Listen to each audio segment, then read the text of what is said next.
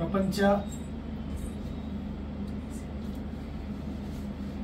Physiotherapy దినోత్సవం ఈ సందర్భంగా మన అమరావతి రాజధాని మందడం గ్రామంలో మరి మోక్షిత ఫిజియోథెరపీ సెంటర్లో మనం ఈ యొక్క అంతర్జాతీయ ఫిజియోథెరపీ దినోత్సవం అనేది మనం జరుపుకుంటా ఉన్నాం. డాక్టర్ దయాకర్ గారు, అదేవిధంగా మరి మిత్రులందరూ, రాజు గారు, హైకోర్టు న్యాయవాది అయిన విజయ్ కుమార్ గారు, మిత్రులు అందరూ పాల్గొనటం విశేషం.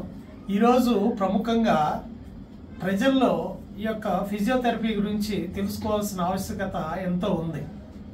ఎందుకంటే ప్రతి వ్యక్తి యొక్క జీవన మనుగడ కోసం ఈ ఫిజియోథెరపీ అవసరం. ఈ ఎముకలు కానివ్వండి, కీళ్లు కానివ్వండి, శరీరం యొక్క కొలబద్దమానం అంటే యాక్టివ్నెస్ కోసం ఈ యొక్క ఫిజియోథెరపీ అనేది చాలా ఉపయోగపడుతుంది. దీనిలో భౌతికంగా మరి అదేవిధంగా విద్యుత్ పరంగా కూడా అంటే ఎలక్ట్రానిక్ పరికరాల ద్వారా కూడా 2 రకాలుగా చేస్తూ ఉన్నారు.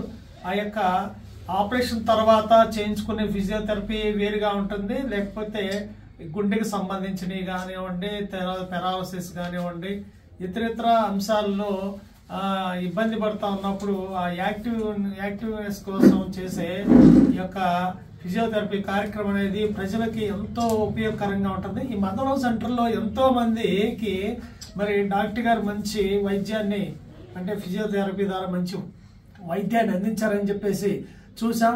ఎన్నో నెలల కొలది మంచాల మీద ఉన్న వాళ్ళు ఈ హాస్పిటల్కి వచ్చిన తర్వాత వాళ్ళకి మంచి వైద్యాన్ని ఇవ్వడం ద్వారా వాళ్ళు యాక్టివ్గా కొన్ని నెలల్లోనే నడవలేని వాళ్ళు నడవటం అనేది, ఇలాంటి సందర్భాలు అందరం మందడం గ్రామంలో కానివ్వండి, ఈ యొక్క రాజధాని గ్రామంలో మనం అందరం చూస్తున్న విశేషం.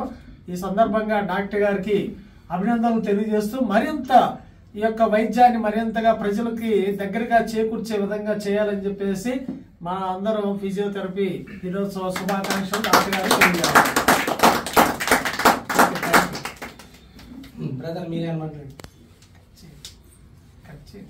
మోక్షిత ఫిజియోథెరపీ వాళ్ళు ఫిజియోథెరపీ దినోత్సవం సందర్భంగా మమ్మల్ని ఆహ్వానించినందుకు ధన్యవాదాలు తెలియజేస్తూ, మీ దగ్గరికి బాధితులు వస్తారు, ఆ బాధను మీరు తీసుకొని మీరు ఆనందంగా ఉంటారు. ఆ ఆనందాన్ని వారికి ఇవ్వండి. మీరు చేసే పనిలో గౌతమ బుద్ధిని కూడా పెట్టుకున్నారు. ధర్మ మార్గాన్ని అనుసరిస్తూ చేయండి. పేదవాళ్ళు రావచ్చు, ధనికులు రావచ్చు, చాలామంది వస్తారు. వాళ్ళ బాధ తీసుకోండి.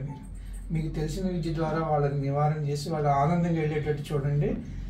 బతుకు తెరువు కోసం చేయదు, ఇది సేవాభావంతో చేయమని చెప్పి మా వైపు నుంచి మా సూచన తెలియజేస్తున్నాం.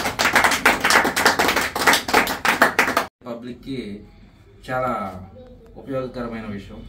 అలాగే మన దయాకర్ గారు ఇలాంటి ఇనిషియేటివ్ తీసుకొని ఇతను ఎంచుకున్నటువంటి ఈ వృత్తి సార్ గారు చెప్పినట్టు ఎంతో విలువైనది. ఒక సమాజానికి మేలు చేసేటటువంటి విషయమై కూడా ఉన్నది.